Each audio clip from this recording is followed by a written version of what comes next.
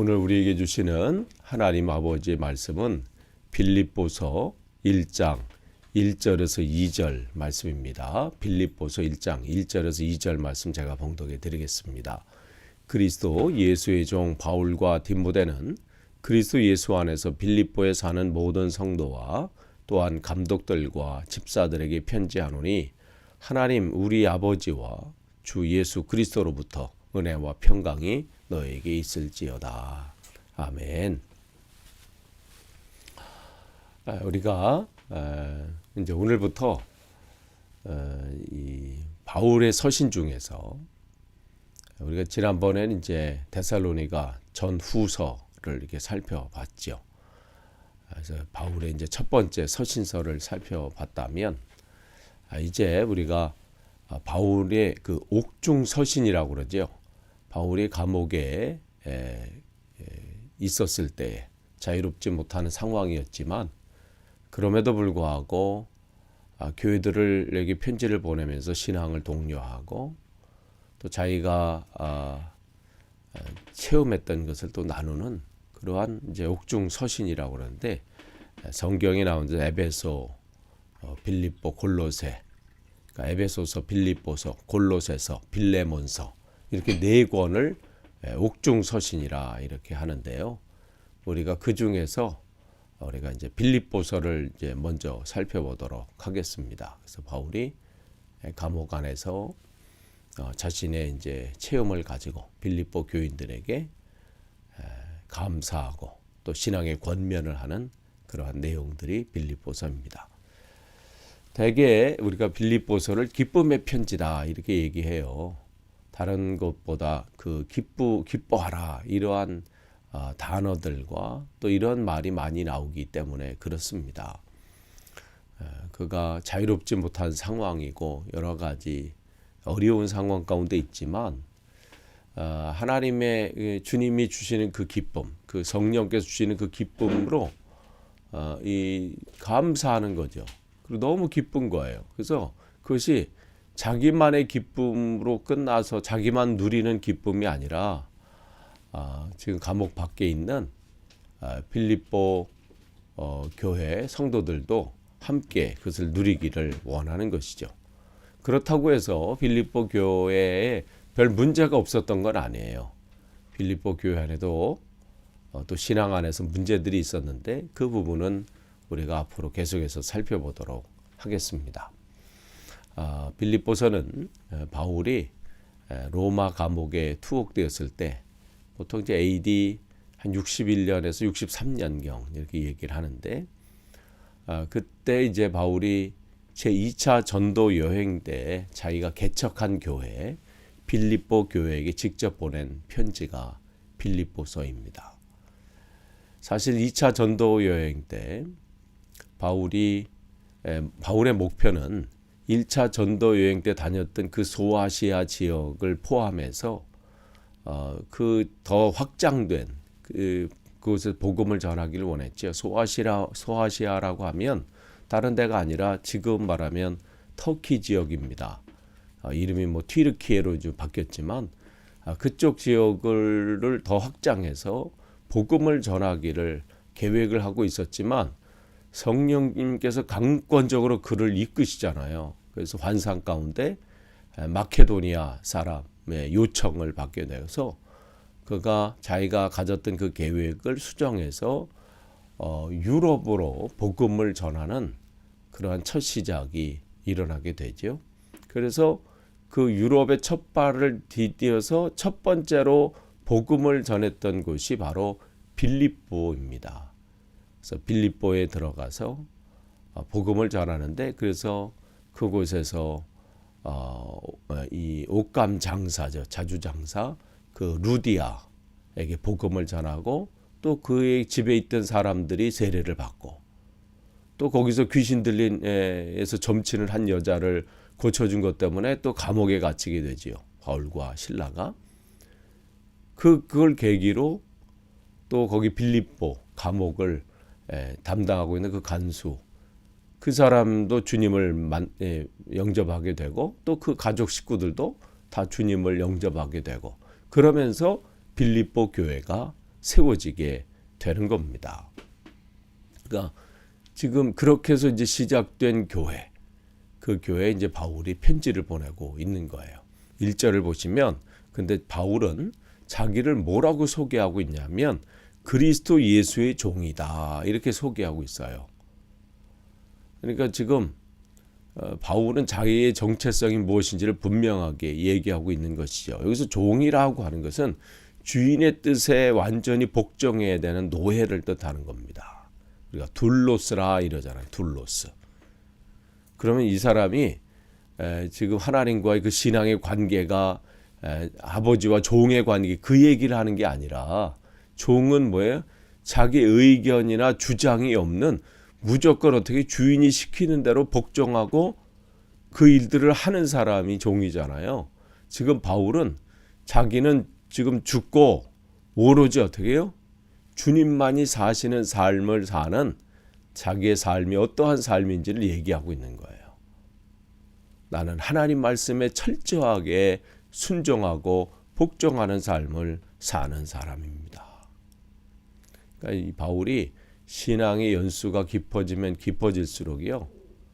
처음에는 나는 사도요. 사도된 바울은 자기를 인정해주지 않은 것에 대해서 막 때로는 분노하기도 했고 했는데 신앙의 연수가 가면 갈수록 나는 그리스도의 종입니다.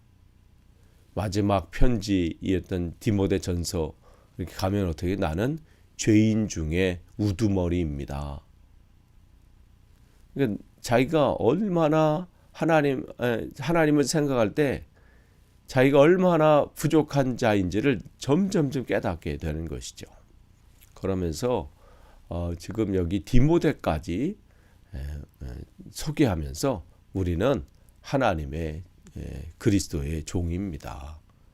그래서 우리의 지금의 삶은 하나님이 가라 하시면 가고 멈추라 하시면 멈추고 내 주장에는 지금 이거 해야 될 것 같고 이걸 빨리 진행시켜야 될 것 같은데 때로는 지금 이런 것은 멈춰야 되고 이것은 할 때가 아니라고 생각할지 몰라도 하나님이 주시는 말씀에 내 감정과 내 욕망과 욕심과는 달리 하나님의 열망이 내 열망이 되고 하나님의 꿈이 내 꿈이 되는 그런 삶의 자세를 말하는 것입니다. 지금 디모데도 그 얘기를 하고 있는 거예요. 그렇다고 이 빌립보서가 뭐 디모데랑 같이 공동 저자 그 얘기를 하는 건 아니에요. 지금 바울이 곧 이제 빌립보 교회에 파송해야 될 디모데를 이제 소개 같이 하면서 지금 그 안에 나도 마찬가지고 앞으로 파송할 이 디모데도 하나님의 붙들림 당한 예수 그리스도의 종입니다. 그렇게 소개하고 있지요. 그러면서 거기서 계속해서 거기 보면 누구에게 편지를 보내냐면 이제 빌립보에 사는 모든 성도와 이렇게 돼 있어요. 이 빌립보라고 하는 지역은 그리스의 이제 알렉산더 대왕의 그 아버지가 주전 356년에 자기 대규모의 사람들을 보내서 그곳에 이제 도시를 재건하게 되는데 자기 이름을 따서 빌립보라고 이제 이름을 지은 거예요. 그 이후에 이제 로마에 점령이 돼서 그곳에 이제 새롭게 이제 도시가 이제 정비가 되면서 로마와 같은 그러한 모든 상황들을 그 빌립보에 만들게 됩니다. 그래서 그곳에 사는 사람들은 마치 로마에 사는 사람들처럼 굉장히 이 자부심을 갖고 있었어요.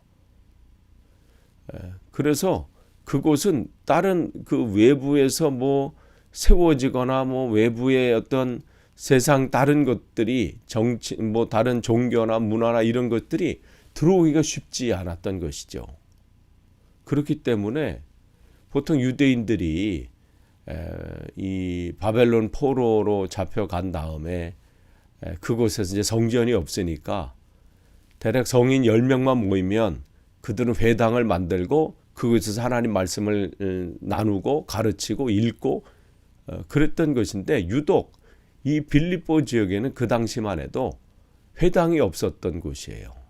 그만큼 이 복음이 들어가고 하나님 말씀이 그곳에 들어가기가 굉장히 어려운 그러한 지역이 빌립보 지역이었습니다.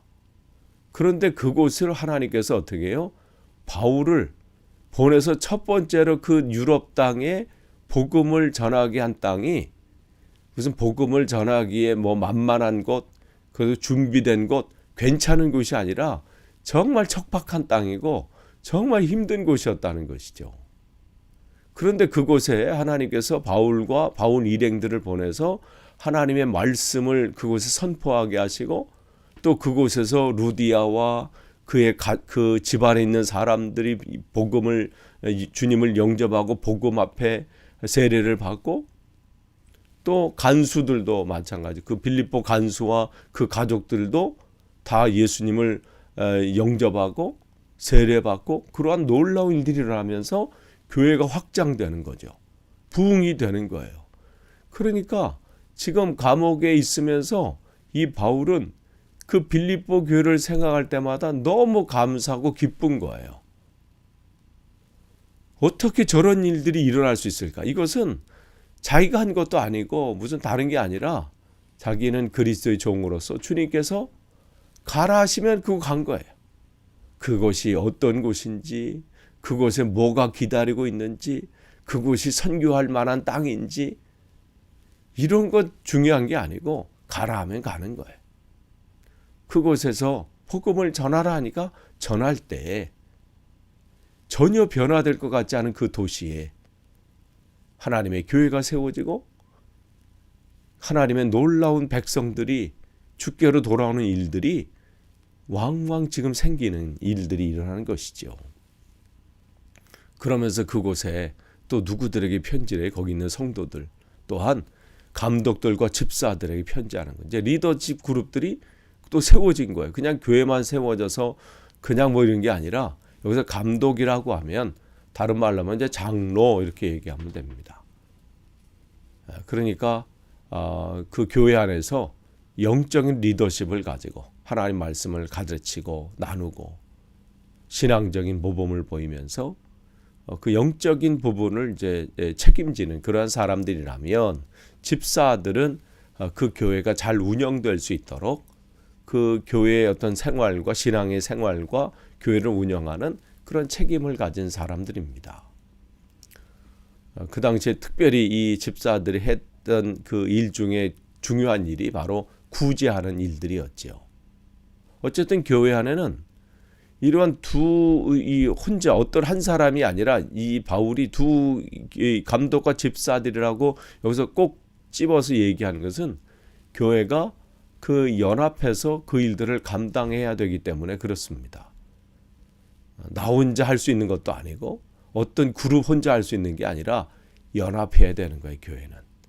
그러면서 그 교회들에게 편지하는데, 그들에게 편지하면서 그 성도들과 거기 리더십 그룹들, 직분자들에게 편지하면서 뭘 편지하냐면 바로 2절이죠.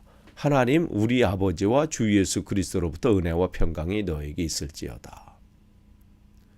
이제 내일서부터 볼 3절서부터 11절까지는 이제 바울이 이 빌립보 교회를 향한 이제 중보 기도의 내용이라면, 지금 2절에서는 그 성도들과 거기 있는 직분자들에게 먼저 하나님이 주시는 그 은혜와 평강이 넘치기를 지금 기도하고 있고 축복하고 있는 겁니다.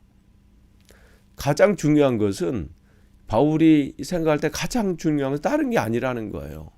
세상의 물질적인 축복도 아니고 어떤 장수하는 거, 어떤 세상적으로 뭐 출세하는 게 아니라, 우리의 삶 속에서 가장 중요한 것은 하나님이 부으신 그 은혜, 그 은혜가 누려져야 된다는 거예요. 하나님은 우리에게 값없이 우리에게 은혜를 베풀어 주시는 것이죠. 가장 큰 은혜가 뭐예요? 예수 그리스도시죠. 그러니까 믿는 자들에게 가장 큰 은혜는 다른 게 없어요. 예수님 나의 구세주가 되시고, 그분을 통해서 내가 하나님의 자녀로 확증을 받고 또한 천국의 소망을 갖게 하신 것, 그 은혜를 누리기를 지금 소망하고 있는 거예요. 또한 하나님만이 줄 수 있는 그 평안, 평강이죠. 평안이에요. 여러분 한 해 동안 평안하셨습니까? 그것은 세상의 것으로 채워지지 않는 거예요. 그건 오로지 주님만이 주시는 겁니다. 그렇기 때문에 여러분이 기도해야 될 것도 다른 게 없어요. 하나님, 2023년도 새해도 주님의 은혜와 평강이 내 삶 속에, 우리 가정 속에 넘치기를 원합니다. 여러분에게도 이러한 은혜와 평강이 넘치기를 축복합니다. 이게 우리가 기도해야 할 바예요. 아무쪼록 이 빌립보 교회에 바울이 편지를 보내면서 주님의 은혜와 평강이 넘치게 한 것처럼 여러분에게도 그 은혜와 평강이 이 2022년도 이 마지막 주간뿐만 아니라 다가오는 새해에도 풍성이 넘치기를 축복합니다. 기도하겠습니다. 하나님 감사합니다. 오늘도 말씀을 함께 나눴습니다. 하나님 이 말씀이 우리 지식인으로 끝나지 않게 하시고 이 말씀 우리의 삶 속에 열매 맺게 하시고 또한 내 삶 속에 하나님과 앞에 내가 어떠한 존재인지 나는 무엇 때문에 이곳에 있는지 날마다 점검하고 그렇게 주님께 영광 돌리는 삶이 되도록 인도해 주시고 특별히 우리 삶 속에 우리 가정 가운데 은혜와 평강이 넘치도록 인도해 주옵소서. 예수님의 이름으로 기도하옵나이다. 아멘.